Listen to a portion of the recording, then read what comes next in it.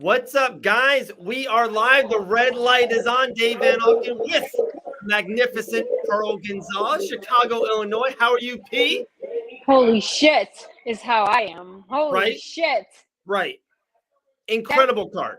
This card was insane. Like I'm sitting here thinking it's fucking April, right? It's April. Yeah. Is this the fight card of the year? And then you hear them talking about how they have even more cards lined up. It's hard to top this card. This card from top to bottom was absolutely insane.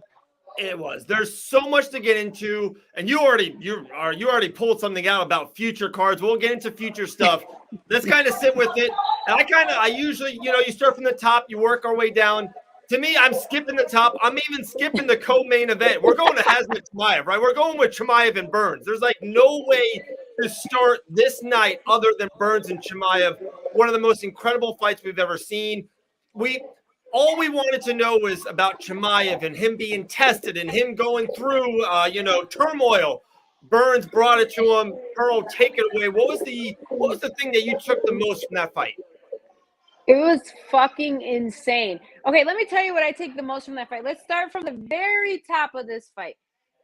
Chimaev was sitting on the fucking cage, Yes. waiting for Gilbert Burns to come inside the octagon. Yeah. Like, I've never seen that before. I don't know if you have, but I've never fucking seen. That's how calm, cool, collected this man was. And they were just speaking to Dana White right now on the post fight, and he said it perfectly. On top of everybody was questioning whether this man was the man, right? Yep. On top of the pressure of the fight, the actual fight. This is the first time in an arena with fucking a huge crowd.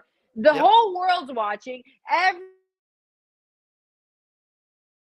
the winner, so he has all that pressure on him, on top of fighting the number 2 guy in the world, the number 2 best man in the fucking mixed martial arts game in the world.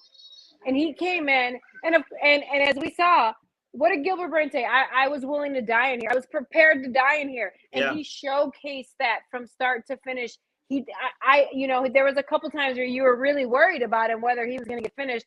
He came back every single fucking time. Like, it was insane, Dave. It was insane. Just the back and forth. Both of them taking shots after shots. One returning, one countering the other. It was amazing. It was literally one of the best fights I've ever seen. I don't know about you, but like, I was on my feet in the second round, and I stood on my feet until the end of that fight. I could not believe, like, it was amazing. It was incredible. You said amazing. You said incredible. I'm just throwing this out there. The cool kids say bananas once in a while. The fight was bananas. I'm just going to throw that out there. So I got these notes, bro. I said you got paper. I got these notes all night long. Literally, when you just talked about Chimaev and him sitting on the cage, I had one word. I literally just wrote one word. You didn't have to do all these buzzing. I just wrote, he's a star. Like, he is literally a humongous star. The walkout, how he ran to the cage, the cheers he got. Probably same as you. I know multiple people live in the building. I was getting texts. I was getting pictures all night long. Everyone said it was absolutely the loudest cheer the whole night. It wasn't even close. It was the Hazmat Chimaev show. It was his show tonight. Absolutely. I mean, and I wasn't there, but if you've ever been to a live UFC fight, it's insane when the crowd starts to rumble. Yeah. You almost feel that energy of the crowd just going crazy. You feel it.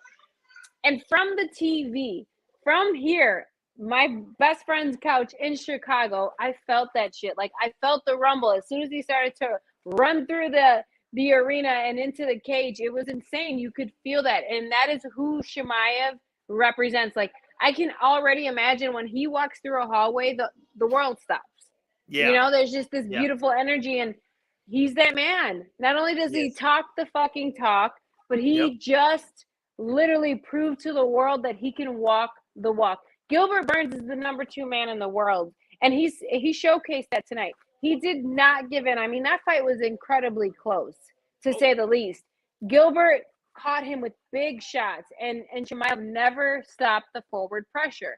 The jab, the long strikes, were amazing tonight. And even in the grappling, Chimaev usually is so dominant. I mean, he can to the point where in his last fight he was ragdolling his opponent and Right. literally talking to Dana as he's ragdolling his opponent. So you know that this man is a very real threat on the ground. And Burns, he stood with him. He literally stood right in front of him and he fought in the fire. Yeah. And he you know, he took everything that Chimaev had. So big hats off to Burns for being in there, for showing that he is the number 2 best man in the world. But holy shit, Chimaev is the real deal. He is. He is absolutely the real deal. Gilbert Burns does not lose a thing. He probably even gained steam on this fight. But real quick, probably, a question I do think we need to throw out there, because I saw it through social media land, especially, you put in UFC 273. Some people thought that literally Gilbert Burns won the fight via the judges, on the judges' scoreboard. Where did you see the fight? Where did you have the score? I had it 29-28 Chimaev, 1-3 to Chimaev. Did you have the same? I would say 29-28. Maybe I would have given him 2-1 rounds in that fight. I mean, he never stopped the forward pressure. Yeah. He got hurt. He got stunned a couple times. Yeah. But it looked like when the exchanges were happening, Gilbert Burns is a monster. You cannot take anything away from him. But when it looked like they were in these exchanges, I just felt like Chimaev was consistently getting the better of the exchanges. And so for that, I would probably give him 2-1. But I mean, it was an amazing fight. And I think that to even see Gilbert not give up, not give in to the hype, not give in to that power that Chimaev that he brings inside of that octagon. It's not just the power that he has in his strikes, but it's the momentum. Like you said, the walkout, the way he ran, the crowd, that is momentum. As the opponent, as the man standing across from him in the octagon, you feel that. You feel that pressure. You feel that momentum. You feel the waves. And Gilbert Burns said it perfectly. Even when the whole world is against me, I will never count me out, or don't count me out. And that's true. I mean, how much of an underdog was he tonight as the second best man in the world, the number 2 man?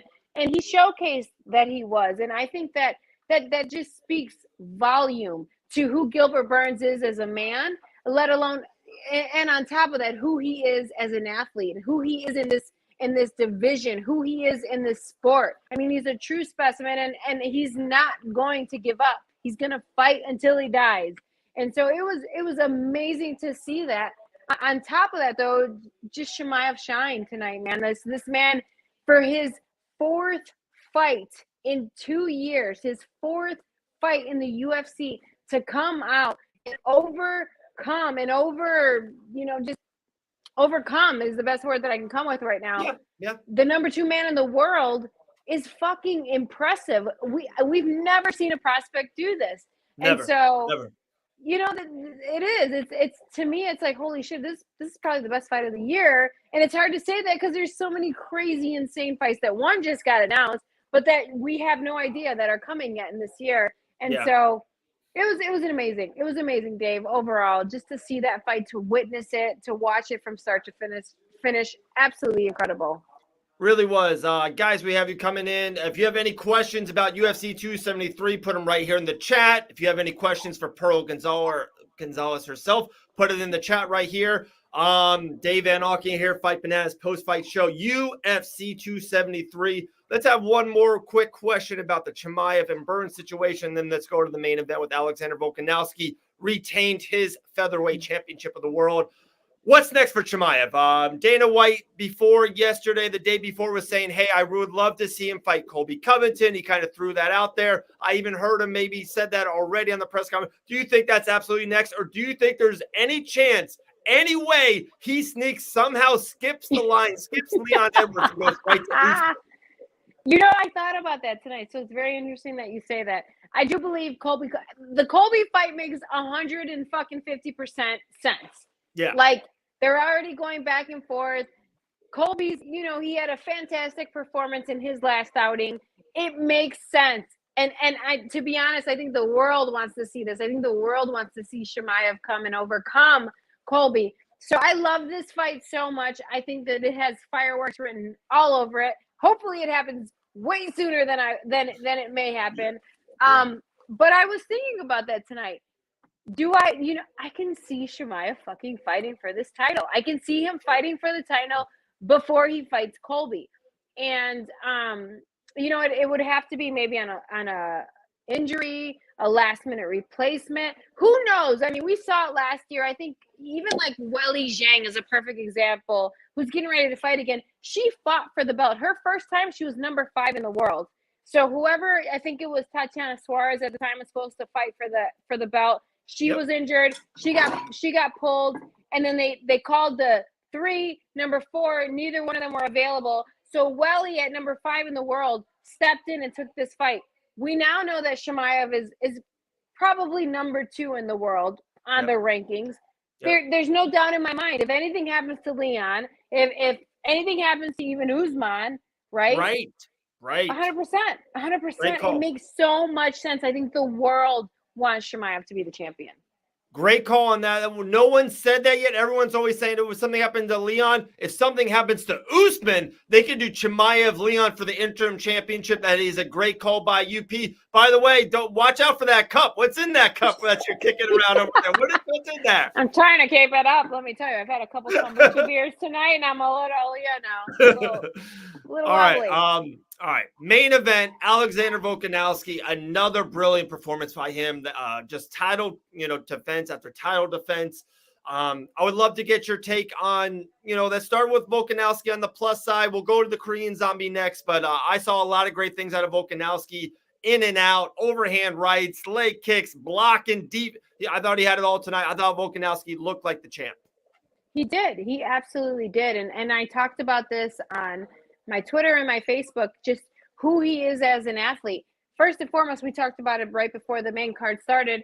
The athleticism of rugby players, that explosiveness, the power that they carry, the ability to close the distance and take you down has translated so well into MMA for Volkanovski. And he showcased that tonight. He is an elite, the elite in his division as an athlete. I mean, he's explosive, he's dynamic, but what is very impressive about him is the way he positions himself to strike, the way he positions himself for his offense and to come in. And he has to close the distance 9 out of 10 times because he's a smaller guy. He's shorter, right? And so he just does a fantastic job. That forward thrust in on that initial jab, or usually it's a jab from him, a double jab.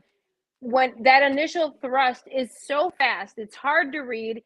He can shut down whatever your offense is. And so he did that tonight. And I think that even everybody was like, fuck, this fight should be over soon. Let's call this fight because he was just on another level. And I don't think he has more skills than Zombie. Zombie's very skilled. Zombie's very experienced. I really believe it's the positioning of where Volkanovski is on top of his athleticism. It's so hard to beat him, yet catch him, on the in or out. So he looked fantastic tonight. I thought he looked brilliant. Like I said, another title defense for him. 11-0 underneath the UFC banner. Has not lost in the octagon. He does not know how it feels like to lose, walk into the UFC octagon. You just talked about what he does brilliantly tonight. If you had to take one little, Volkanovski, little 5%, 10%, what is that secret sauce? How is he so unbeatable right now?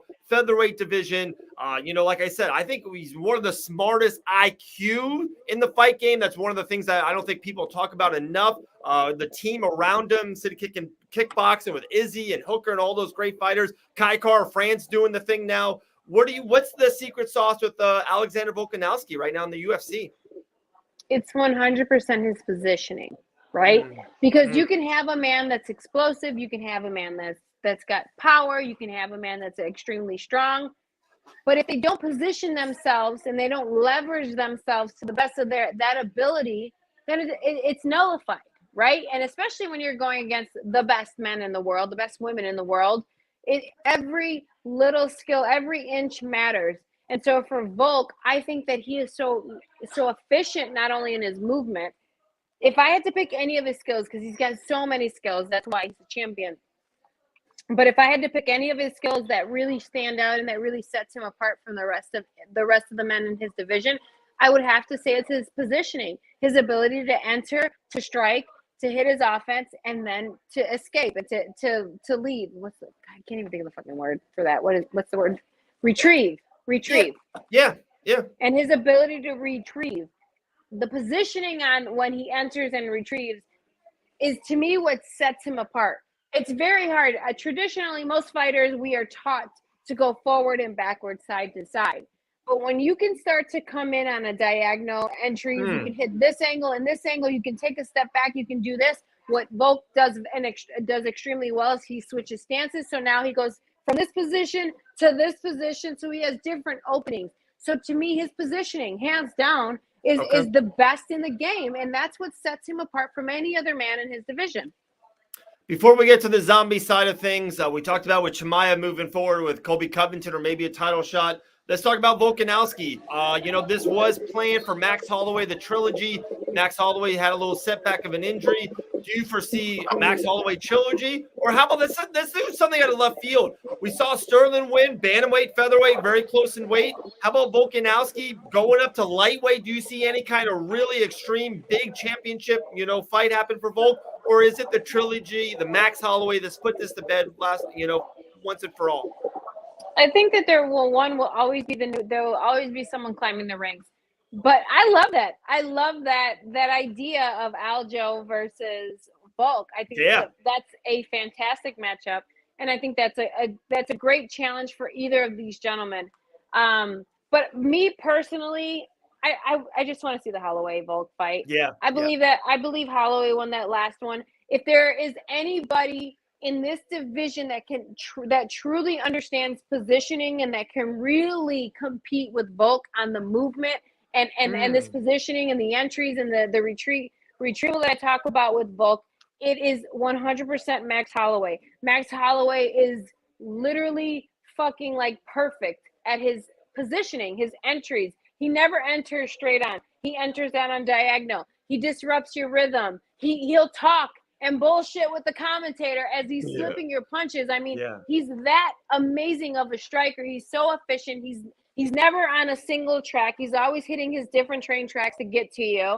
He's never not moving. And so I think that's a perfect matchup for Volk in the previous two, right? So, I personally want Holloway next, but I love the idea of Aljo. I think that's a fantastic fight. Hey, something new. We'll get into Aljo next. Like I said, that's transitioned into the Korean Zombie. Definitely wasn't his night. I don't know, after the Chimaev and then even Aljo kind of win the championship, it was a little bit of a roller coaster. It was a little high and low. I felt, for some reason, I don't know if you felt this at all too, the main event just seemed a tiny bit off, seemed a little bit dead, even dead inside the arena a little bit. And then Zombie just looked slow. He just looked off tonight. I'm a huge fan of Korean Zombie. Been a fan for him for over a decade in the game. He had a 3-year stint, with him going into the armed forces for his country. It looked like he did look around 35. He did look his age a little bit tonight. I'm still a gigantic fan of the Korean Zombie. What do you think is next for him? Is he become a gatekeeper of the division? No way. Do you think he got another jump, another 2-3 fight win streak, and he can be right back in this situation? I absolutely think that he's number 4 in the world. He just fought the champion. He stays in his position at where he's at. He took this fight on a last minute notice, maybe not days out, but this was a short camp for him, right? Yep. And I think that the positioning of Volk, the athleticism of Volk, that power, that explosiveness is extremely hard to deal with. And that is part of what makes Volk a champion, is his ability to do all of those things. I think that Korean Zombie did take this fight on it. He didn't have a full camp for it. I'll give him that. But he's still at the top of the division. He's still 35, yet he hasn't taken a severe amount of damage. So he's got miles left in his engine. And we can absolutely see him put a couple more together and get back to this title shot. I think that he just didn't have an opportunity to really get anything off tonight, because every time he tried to step in, Volk already met him with the jab. He was meeting him Volk does a great job of when you're coming in to strike and you're coming in to attack him, that's when he'll set up his attacks. He has to. He has to close that distance because he is typically the shorter fighter. And so what he does is he utilizes your movement as you're coming in to help eliminate the movement that he has to do and kind of meets you in this line in the middle of the fire. And that makes it very hard for anybody that's trying to get their offense off. I don't think that Zombie utilized his jab to the best of his ability. I think he's the lengthier fighter. He should have, he could have, not should have, because I'm not in that cage. I don't feel what he's feeling. It's easy for me to say what he should do. But again, I'm sitting in my house eating pizza and drinking alcohol. So, but he could have really utilized that reach that he has. And he has a beautiful one too. He has an incredible one too. I also didn't see his uppercut. The uppercut that is such a devastating weapon in his game, in his arsenal. I really didn't see him utilize that tonight. And that tells me that Volk really had to have been putting a lot of pressure on him, to make him second guess and to come out of his own game. And you know this more than the next person, Pearl, with you being in the cage and the octagon and even for the bare knuckle squared ring. Styles make matchups and matchups make fights, and maybe Zombie just doesn't match up with Volkanovski, and Volkanovski's in and out, doesn't work with him. Maybe it was the Korean Zombie versus Yair Rodriguez, who we saw one of the most incredible fights in the history of the game. He was beating Yair into that last second elbow. Or maybe him versus Max Holloway, a different situation. So you just never know. I think that's a great point by you. Okay, let's transition into the co-main event. Aljamain Sterling gets the job done. I have a huge star that I want to get into about something. But let's first of all, what did you think of the fight? Did you think Aljamain Sterling won the fight? And what do you think about, going future for both of those men? Oh my gosh. Okay, so wait, I had a brain fart and I forgot to say this about the Volk Zombie fight. One of the biggest things that stuck out to me was not just the performance, but Volkanovski particularly waited for Korean Zombie and his entire crew to leave the cage before he left the cage. He waited, he greeted Zombie, he gave him a hug, and then he allowed for his entire team and him to leave the cage. And that's just, to me, that just spoke volume to who Volkanovski is as a fighter, as a man, as a husband, as an athlete, as a champion. How much respect he has. And in mixed martial arts, we tend to kind of lose that respect for just because it's such a mainstream sport. At times you tend to lose that respect. So I really, really loved that. And I really wanted to commend or just like highlight what Volk did, man. That was huge. We put our lives on the line. We sacrifice everything, our freedom, family time, personal time. Right. We sacrifice food, we sacrifice water, we sacrifice every and anything to get inside of that octagon, to get inside of these cage ring, whatever, to compete. And so the fact that Volkanovski had that performance, but then still had the whereabouts to have that much respect. Thank you for the word. To have that much respect and allow for that speaks volumes, man. Yeah. Every fighter, every athlete in this game should aspire to be that man and to hold that respect for their opponents. How about Chimaev and Burns afterwards? They had a lot of stuff before the fight, the embedded stuff. They had a lot of drama at the weigh-ins. Even after round one, when Chimaev was on him, they got into it a little bit. As soon as the fight was over, you can absolutely see both men respect, love, just that, that bond that you have 15 minutes in the cage, that speaks volumes for all the men and females that was in the cage tonight. But Aljamain Sterling, title win, title defense, whatever you want to say, because he was kind of the champion, then he was into a lot of stuff. He's 2-0 against Peter Yan. That's all I know. Aljamain Sterling is the champ. I just hate to say it with this fight, but I told you so. I told you so.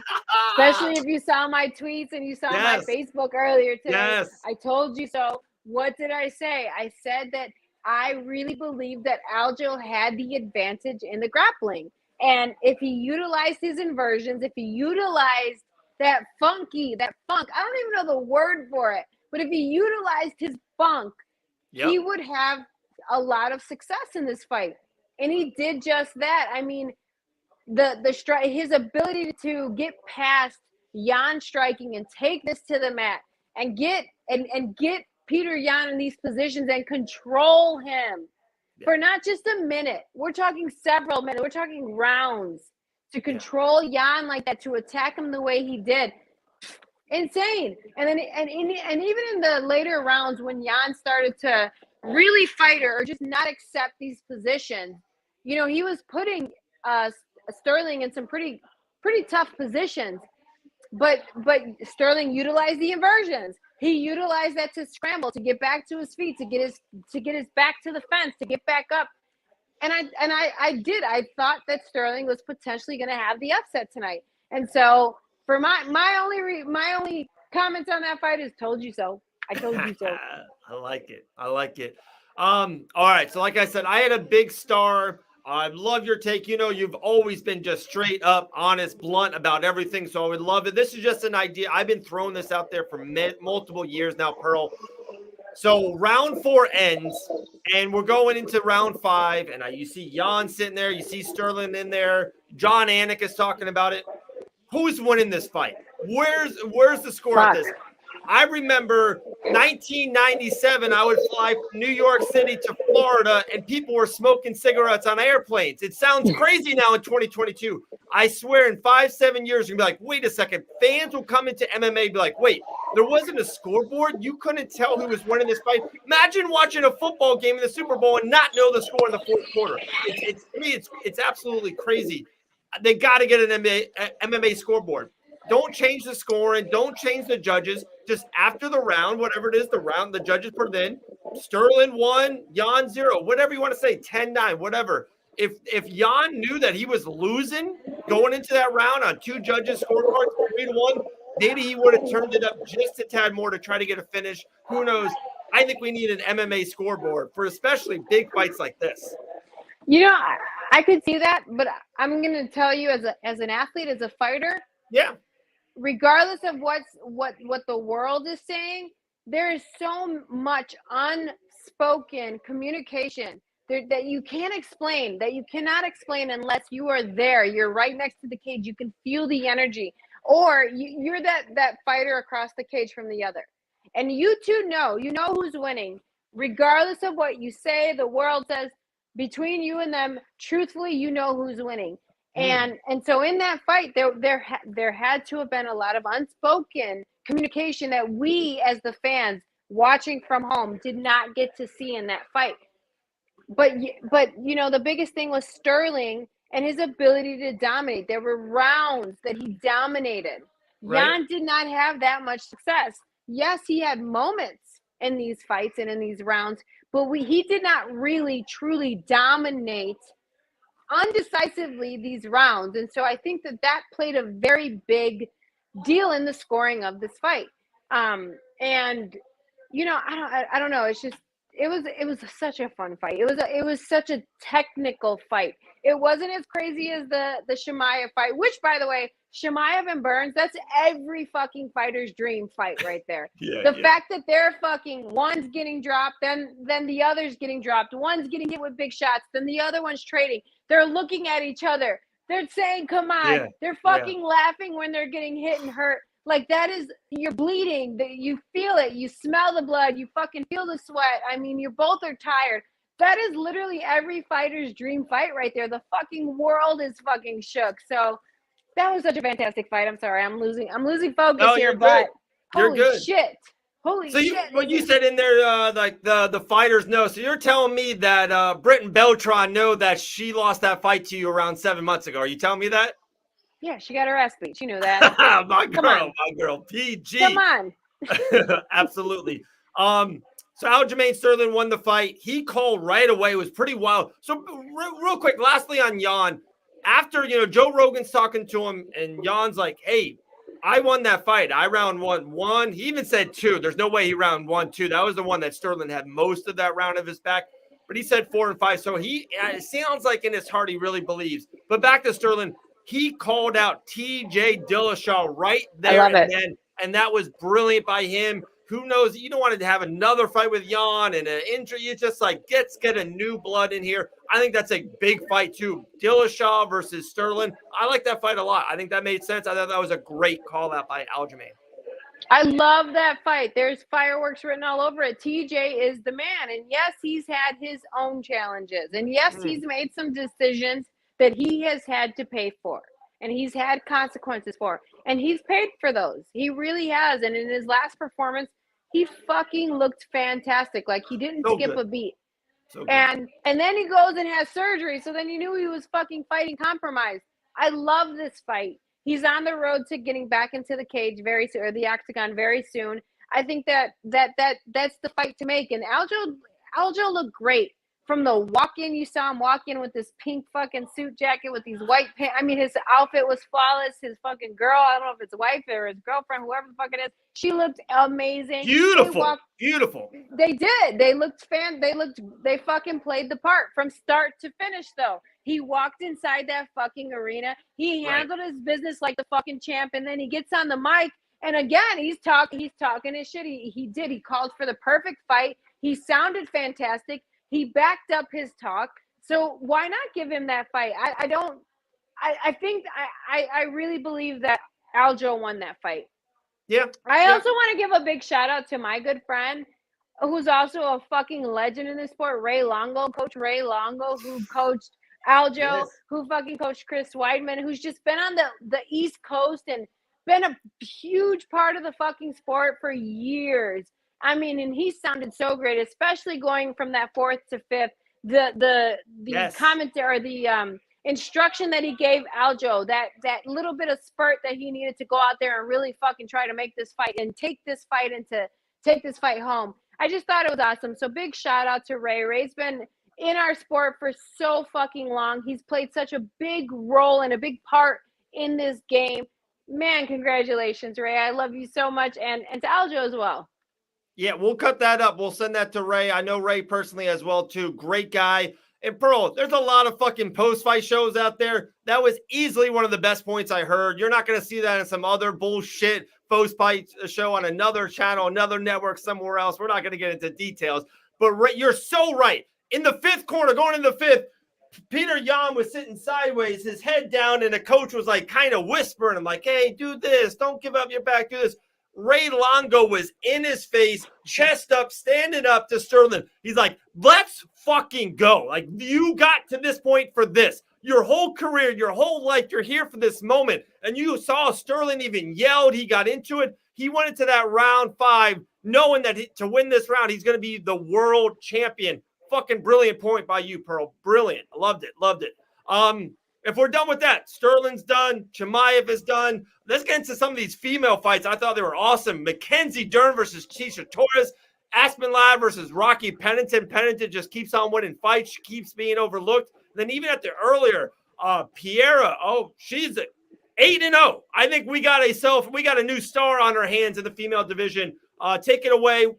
We can bounce around to all three of them, or if you really want to lock in on one of them, but take it away. Let's start with Mackenzie and Tiny Tornado. Fuck, that was the way to open the fucking show right there. Like, these ladies looked fantastic. How about the guard jump? I can't even the guard jump from Mackenzie, and she had a fucking Kimura locked in. I know. How did Tisha not tap? While standing. I mean, it was insane. It was such a beautiful job done by Mackenzie Dern to utilize the cage to not only jump guard, right, to get that submission, but you saw her pushing and trying to get Tesh down by utilizing that cage. That was real legit fucking cage work. That's next level. We're going to see shit like that coming in these years, especially that you just don't see that very often. But she knew her strengths in this fight. Tesha did a fantastic job of countering her, being very mindful, very aware of where this fight was. She did not allow for Mackenzie Dern to get in very easily. I mean, Tiny did such an amazing job of dealing with the grappling of Mackenzie, but Mackenzie never stopped coming fucking forward, regardless of what she got tagged with. All those crazy, the fucking back kicks, the side kicks, She never stopped coming forward. That's extremely hard to deal with when you are a fighter fighting on your back foot. And that fight was so close. I would have been okay with them calling a draw on that fight because it was so back and forth between the two. But man, I said it on one of my tweets. Like, Mackenzie is setting the tone for women around the world. She's a fucking wife. She's a mom, and she will be one day the world champion of the UFC. At some point in her career, there's no fucking doubt that she will be a world champion. She's setting the tone for all women, man, an inspiration in all areas of her life. Absolutely. And what's your handle on Twitter there, Pearl? At Pro Gonzalez. There we go. Give that a follow for sure. Brilliant fight by Mackenzie Dern. I really want to talk about Rodriguez. She blew me away. All the prelims, I felt like she was the star on the prelims, early prelims or any prelims to before the show. 8-0, a ton of finishes, but for her to go 15 minutes, Kay Hansen, I just thought she looked dynamite. LFA, I think she's a star. Like, she's got a lot of potential. She looked the part. I'm telling you, I think we got a new stud on her hands in the female division. You said it right. She's absolutely a top prospect, especially coming into this. She looked fantastic on the Dana White Contender Series. Came in tonight, did a great job. Kay Hansen brought the fight to her. You cannot take Kay lightly. Kay, for as young as she is, has so much experience in this sport. Kay is one of those fighters that doesn't give a fuck who you are. If you offer her the fight, she's taking the fight. And she's just one of those fighters that doesn't care about the record. She just wants to fight. She wants to stay relevant. She wants to stay consistent and continue to grow. And she is a very well-rounded fighter. She has amazing boxing and incredible wrestling. Rodriguez shut all that shit down tonight, She did. And she did such a phenomenal job of coming into that second round and adjusting, right? And adapting to her environment and adapting to the fight and really finding her own strengths in that fight. And as soon as she found her strengths, she played right to them. She did a fabulous job tonight. I thought she did too. So Pearl, you know me a little bit personally, grind really hard, work really hard. I really work hard for my money. Got a big family, got a beautiful kids at home. We try to do all right with ourselves. So once in a while, I like to, bet on a couple UFC fights now and then. There is no fighter on this UFC roster that I have lost more money on than Aspen Ladd. I can't figure out. 2 fights ago, I bet against her. She won. Then she had me sold. I think she was like 5-1 underneath the UFC banner. I bet heavy on her against Norma Dumont. That's the main event she had. She lost. That's when her coach, boyfriend kind of got into it a little bit, whatever. Then tonight, I felt like she was going to bounce back. I think Aspen Ladd moving back to bantamweight. I really liked her a lot. Rocky Pennington, who I have so much respect for. I just saw a little long in the tooth, been around the game a long time. I really thought this was a little bit passing the guard, passing the torch a little bit. I was dead wrong. I lost more money on Aspen Ladd. Much love and respect to Pennington. She just keeps getting the job done. Oh my God, her fucking boxing has improved tremendously. She was in the fucking pocket, doing such a fantastic job of dipping and slipping and coming underneath. What's her name? Give me her name. Aspen Ladd's her offense, and was just in the pocket firing fucking cannonballs. It was extremely hard for Ladd to adjust and adapt to that. And I think the biggest factor in that fight was Raquel is a counter striker, and she was counter striking so well in this fight, right? And Aspen Ladd was only entering with a jab, with one strike at a time. So Raquel was able to just fucking counter it. She's a fantastic counter striker. And so I think that the biggest downfall in Aspen's game tonight was not utilizing feints, not utilizing 2 to 3 strikes to really getting to what she wants. But Aspen is an amazing fighter. I've trained with Aspen Ladd personally, and she's a fucking monster. She is. She's a hard worker. She takes this very seriously. But there's just these small adjustments. She is also very young in her career. She's still finding and fine-tuning her game. And so I think that tonight for her, it was unfortunately a very big learning curve for her, learning lesson tonight. It was lessons. But man, Raquel is on fucking fire, and she's proving that she deserves a title shot soon. Yep, I agree. I think she called out Sarah, so we'll see what's next for Mhm. her.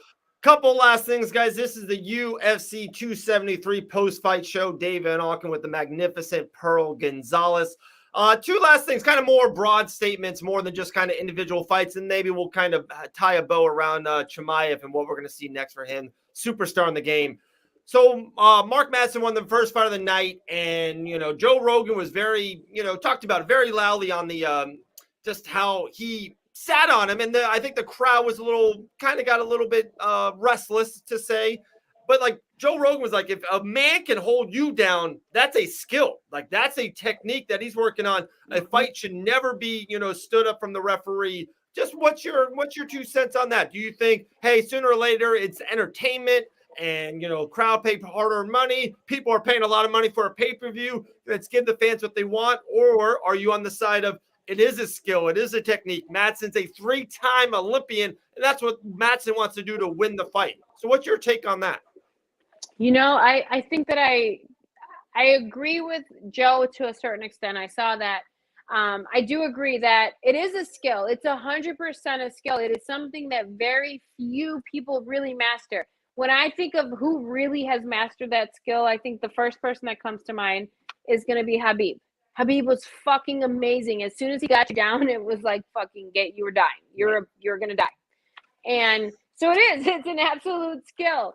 However, we are in a sport that is entertainment, and some fighters can utilize that to their best interest, not to the fight. And there's millions of dollars put into these fights. And so at some point I do believe that if it's just a standstill, there's nothing really happening, it should be stood up.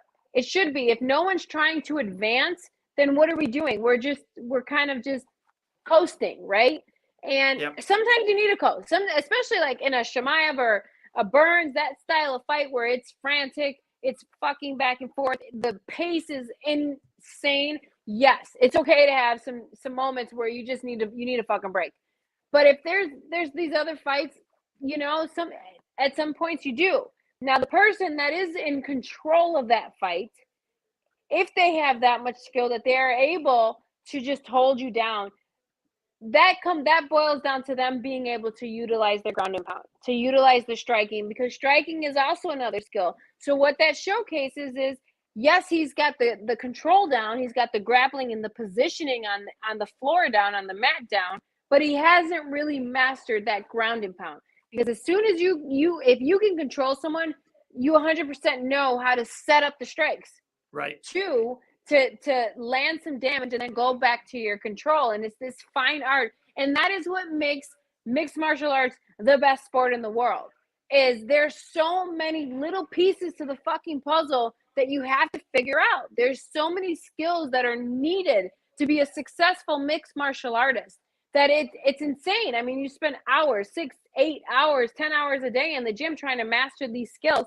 And that's what that shows me is, yes, he's got the control down, but he needs to work on the ground and pound, the transitioning, the blending of the striking and the grappling, So that's my take on that.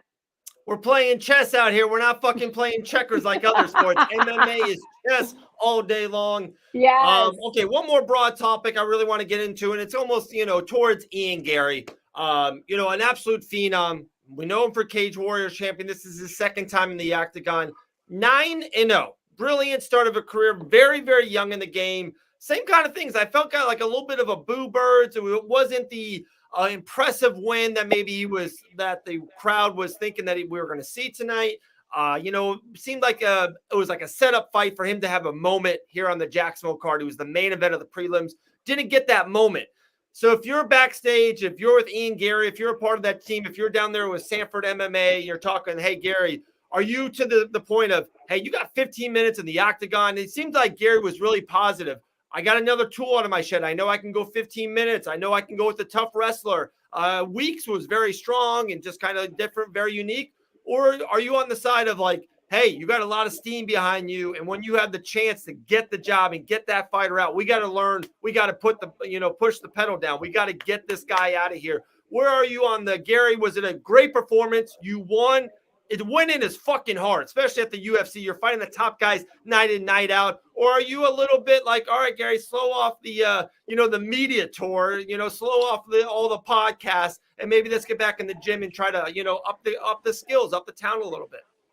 I think that it's interesting. There's such a fine line between being this elite athlete, being this, you can focus on the skills, and the skills will take you to the next level. The skills will take you to where you want to go. However, if you can add in some sportsmanship, you can add in the entertainment side, the money fucking skyrockets. The opportunities, the endorsements, they skyrocket. This is a sport. This is a sport, but it is also entertainment. And not only are you as the fighter responsible for showing up and for working the skills and mastering these skills, but you are also responsible for what you want your image to be.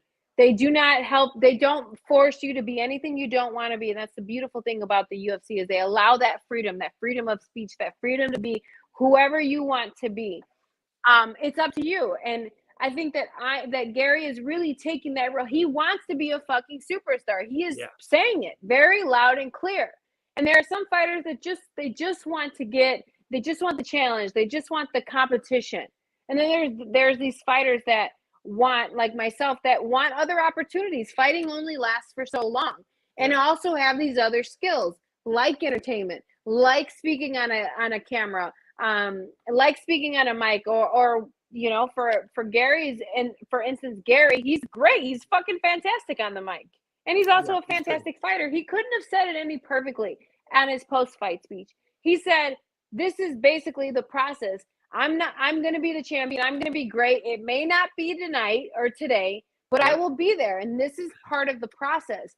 And I literally sat there and commented to my best friend. And I was like, man, I wish I had that mentality when I was a young fighter, because I allowed for these losses, these failures, or these moments, these small moments in my career to just take such a significant role in what my success or what my future was. I lose a fight and be like, I'm never fighting again. It's over. Instead of like Iron Gary, who didn't have the best fucking performance that he wanted to have. He wanted a knockout. He didn't fucking get it. Weeks was a fucking specimen. He was not backing off at any point. He had such a great defensive line. He was dealing with the strikes very well. He's a great grappler, and he's strong as fuck. Like, that's hard to deal with. And he was not giving up. Even harder. That makes the fight even harder. And so, with that being said, when you have, especially in the UFC, especially at the highest level of the sport, you're not fighting anybody that's coming to give up. That they didn't spend fucking 8 weeks getting ready and fighting in front of the world to just come in here and lay down to you. They're coming to fucking take your head off. And so it's a fight. And that's what that was. And he said it perfectly. I need the experience. And he does. He needs the experience, especially for when it gets to those, to the higher dudes in his division. He needs the experience. And it was a learning lesson for both of those gentlemen. Weeks as well. Weeks should not at all be, discouraged. Yeah. Allow for this to lose any steam in his career and his momentum of his fight, of the fight game for him. He did a fantastic job. He dealt with a very serious prospect and dealt with a lot of problems and made a lot of great adjustments. You can't slow down. You just keep going forward. You cannot win all the battles. The goal is to win the war. Right. But in order to win the war, you've got to fucking lose some battles. Imagine Weeks being 5-0, being a 5-0 professional fighter. He gets a short notice, a 4-day fight with Brian Barberena that got him into the UFC. Went all 15 minutes with Brian Barberena, who we just saw, just renegotiated a new deal, just had one of the fights of the years with Matt Brown just 2 weeks ago, UFC Columbus. And now he fights Ian Gary, who's one of the highest prospects in the game. I have so much respect for Weeks. I think he's got a bright future with him. Really, like you said, just stay on the path, just keep going forward. An absolute specimen. Really, really talented kid. Wow, what a show tonight, guys. We got the magnificent Pearl Gonzalez. We're so thankful to have her. We'll kind of wrap it up with this. We'll put a bow on this. To me, it was the Chimaev night going into this card. It was just one of these things that sometimes, you got the main event and you got the and you got like this featured fight. Just even Dana White talked about how much social media and how much the likes and the clicks were all about Chimaev and Burns all week long, and embeddeds and their social media posts. And for them to not even be a part of the show or kind of really be a part, a big thing of the show, they stole the show. They didn't matter if they were first or last in the middle. It was the fight of the night. You can argue it's the fight of the year so far. Both men, to me, both men move forward. Like, both men get juice. Their next fight should be a humongous fight and probably main events for both of them going forward. You never know. With Luque and Bilal Muhammad next week in the welterweight division could get a little tricky. So I just love to, let's put a bow on Chimaev and Burns, and especially Khamzat Chimaev, to me, one of the biggest stars right now in the UFC. He's fucking delivering, okay? All of the anticipation, the predictions on this man, he's living up to his fucking hype. He really is. He's the greatest prospect of all time that's come into the sport. I mean, you don't see fighters on their fourth fucking UFC fight make waves like this, outperform 2 fucking championship fights. You just have never seen that. And I think that he's improving incredibly fast, and he's the real deal. This man he's here. He's now number 2 in the world. He's not going anywhere. And he's only going to get better. That's scary. This man is scary. And the fact that he sat on the fucking cage as his opponent came in, like, chill with his his bromance, with Darren Till, it was just from start to finish, man, from the start of this camp to the end of the fight and to the ending of his interviews. He's done an incredible job. He's the real deal. And not only is he just that elite athlete, he's talking the talk too. He's showcasing his personality, this character. He's the man. And when you go to Gilbert Burns, you have nothing but respect for this man. You really do. I mean, he showcased tonight why he is the second best man in the world, the number 2 man and third best, but number 2 man in the world. He came in, did his job, refused to accept anything that Chimaev made Chimaev look like a man, a human being. Right. And he bled. He bled. He exposed some of Chimaev's weaknesses, and he refused to give up. Hats off to Gilbert Burns. You're right. You got to give this man a main event after this. He's a star after this fight. I mean, it was one of the best fights I've ever seen. It was crazy. Yeah. And it was just 2 of these men who were refusing to allow the other to overcome their will. They were refusing. It was a battle of the wills. It was like the ultimate battle of the wills. And both of these men, from the start to the finish of their fight, refused to give in, and they did not give up. It was amazing. It really was. It had so much buzz going into it. Usually, like these fights of the nights, they just had the Hall of Fame with Chu and Cub Swanson. We just, like I saw 2 weeks ago, Matt Brown and Brian Barberina. I know everyone was like, they loved that fight going into it, but it didn't have buzz. Didn't have a lot of stuff going on to it. Didn't have social media galore. When it had this much buzz and this much hype and this much limelight on it, and then for them to over-deliver what they thought we were going to get, to me, just blows us away. Hats off. Much love and respect to Gilbert Burns, Khamzat Chimaev. Like I said, we are the people's show. Fight Benaz. We're always trying to get back. We had someone that go, please, please, please, before you end, ask Pearl to talk about her next fight before you end. So, Pearl, do you got anything going on? What's going on in your professional fight career, personally?